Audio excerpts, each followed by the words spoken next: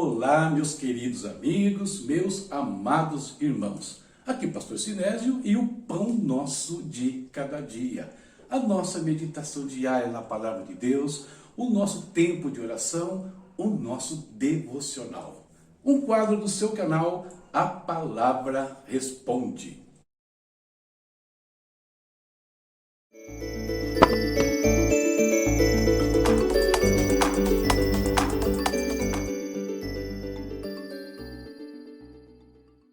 E na nossa leitura anual, hoje lemos 2 Samuel, capítulo 5 até o 8. E o tema que eu separei para a gente meditar hoje, refletir um pouquinho, é esse aqui, ó. Não olhem para baixo. Por que esse tema? Vamos lá, vamos conversar sobre o assunto. O versículo que eu separei aqui, perceba, ele não tem a ver com Samuel, tá? Ele está lá em Colossenses. Mas vocês vão entender a relação que eu fiz entre as duas partes. Portanto, já que vocês ressuscitaram com Cristo, procurem as coisas que são do alto, onde Cristo está assentado à direita de Deus. Mantenham o pensamento nas coisas do alto e não nas coisas terrenas. Colossenses 3, versículos 1 e 2. No capítulo de hoje, nós vemos um incidente que marca o ponto mais baixo, na vida do rei Davi. Vamos dizer assim, seu fundo do poço espiritual, moral, vai acontecer nesses capítulos. E por que Davi chega a esse ponto tão crítico? Por conta de ociosidade. Como assim ociosidade? Ora, logo na abertura dos capítulos de hoje, a gente vê o seguinte aqui. Nos tempos que os reis iam à guerra, ou seja, havia um tempo ali que os reis iam para as batalhas, conquistas, Davi fica no palácio e manda para a batalha somente os seus generais. Ele não foi junto. Então ele estava ocioso no palácio, ali, sem atividade nenhuma. E tem um ditado popular que diz o seguinte: mente vazia, oficina de Satanás. E lá no palácio, ocioso, ele vai dar uma olhada para baixo. Andando sobre os muros, ele olha lá para a cidade e contempla uma mulher, e diz o texto que é uma mulher muito bonita, fazendo a sua higienização pessoal. Davi se informa e, mesmo sabendo que ela era casada, traz a mulher para o palácio e tem um caso com ela. Indevidamente, um adultério. Nesse caso, a mulher era casada, não era mulher dele. E o problema complica. Por quê? Porque a mulher engravida. Davi não contava com essa. A mulher engravida, ele fica sabendo, faz toda uma manobra para trazer Urias, que era um dos seus oficiais, um dos seus valentes, que aparece na lista do capítulo 23 do mesmo livro. Tá? Urias era um dos valentes de Davi, homem de confiança de Davi. Traz o marido para cá, tenta forjar uma situação ali para encobrir aquela gravidez indesejada, mas não dá certo. E o que ele faz?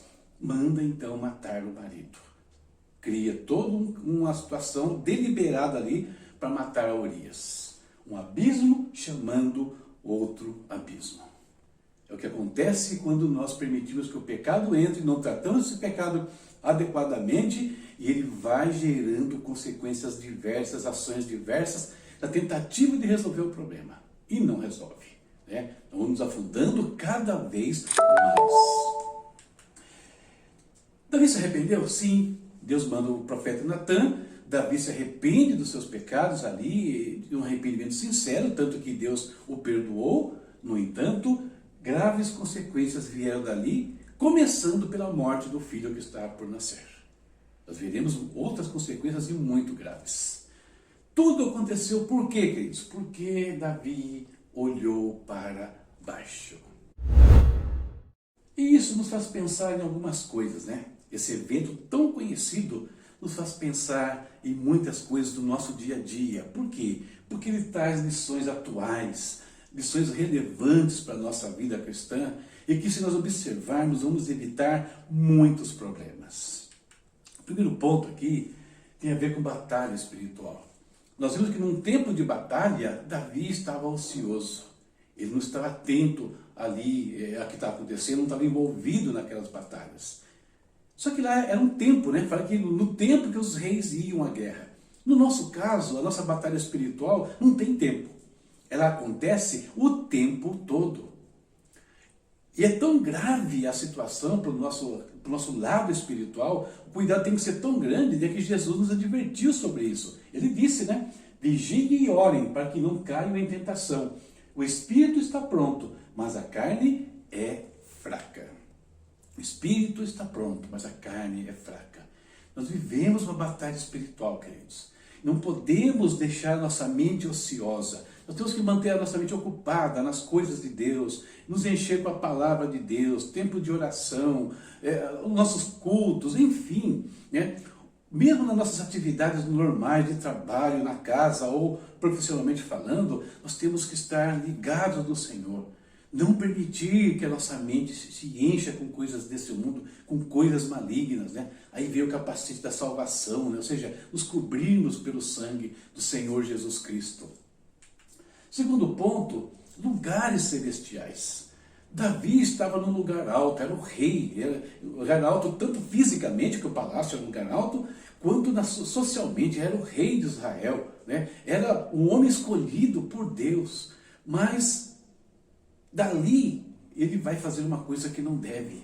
E assim como ele, nós estamos também assentados em lugares celestiais. O Senhor tem nos elevado, o Senhor nos resgatou das trevas, nos fez seus filhos. Olha o que o apóstolo Paulo diz.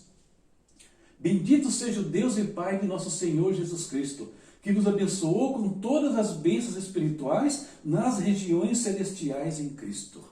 Nós estamos assentados em lugares celestiais, abençoados por Deus. Porém, mesmo nessa condição, podemos ser pegos olhando para baixo, olhando para as coisas deste mundo. E aí nós vimos o que acontece. Terceiro ponto, né? As bênçãos celestiais que eu acabei de ler aqui. Nós somos agraciados com toda a sorte de bênçãos espirituais, bênçãos materiais. Olha o que Deus fala para Davi. Davi, eu dei-lhe a casa e as mulheres do seu Senhor, dei-lhe a nação de Israel e Judá. E se tudo isso não fosse suficiente, eu lhe teria dado muito mais ainda. Olha que coisa. Davi, você tinha tudo. E eu poderia te dar muito mais. Por que você vai pegar, né, aí a mulher de outro? Por que matar, chegar a esse ponto? Nós também temos que toda sorte de bênçãos na parte do nosso Deus. Não precisamos das coisas deste mundo. Por mais que sejamos induzidos ou enganados, né, às vezes por Satanás, é um engano puro. Nós não precisamos. Não nos deixemos levar por essas situações. Vale a pena relembrar o versículo que eu li lá no começo, né? Portanto, já que vocês ressuscitaram com Cristo, procurem as coisas que são do alto, onde Cristo está sentado à direita de Deus. Mantenham o pensamento nas coisas do alto e não nas coisas terrenas.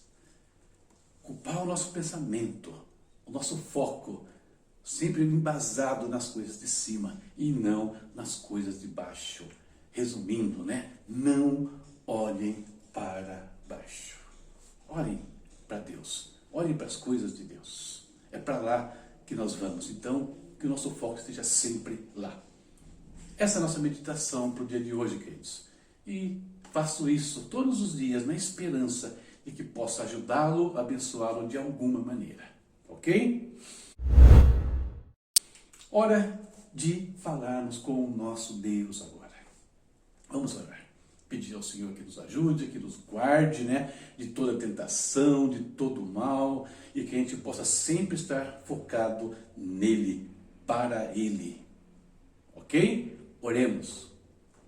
Querido Deus, em nome de Jesus, nós te exaltamos, Pai, mais um dia em nossas vidas. Nós te glorificamos, Senhor. Glorificamos a Ti porque o Senhor nos resgatou, o Senhor nos assentou em lugares celestiais, o Senhor tem derramado sobre nós as Tuas bênçãos, Senhor. E se não bastasse as bênçãos deste mundo, nós temos um reino eterno que nos foi preparado, Pai. Muito obrigado por isso, Senhor. Deus, hoje queremos orar aquele trecho do pão nosso, Senhor. Livrai-nos do mal, Senhor. Livrai-nos de todo tipo de mal, de todo tipo de ação maligna contra nossas vidas. Venham elas de Satanás ou por meio de pessoas usadas por ele. Livrai-nos do mal, Senhor. E não nos deixes cair em tentação, Senhor. Só o Senhor detém todo o poder para nos livrar, para nos guardar, a nós, aos nossos filhos, a nossa família, aos nossos familiares, Pai. Guardar aos pastores, aos líderes, meu Deus. Guarda-nos de todo o mal, Senhor. Livra-nos, Pai, e nós te daremos, Pai, toda a glória, toda a honra, Pai, que só a Ti cabe, meu Deus amado. Muito obrigado por esse dia. Senhor, quero orar mais uma vez, apresentando as famílias que estão enlutadas, Pai, perderam entes queridos para de diversas formas. Consola os corações dessas famílias, meu Deus, em nome de Jesus. Consola o coração dos nossos irmãos, Pai, que perderam pastores, perderam líderes, perderam irmãos ali da comunidade. Guarda-os, Deus, em Teu nome eu te peço, Pai. Senhor, também traz a Tua provisão sobre todos os lares afetados nessa pandemia. Abra as janelas do céu sobre eles, Pai. E leva, Pai, tudo o que eles precisam, nós te pedimos. Em nome de Jesus. Amém. Amém, queridos. Terminamos aqui mais uma das nossas reflexões e prosseguindo no alvo que é o Senhor Jesus Cristo, sempre olhando para cima. Nunca olhe para baixo.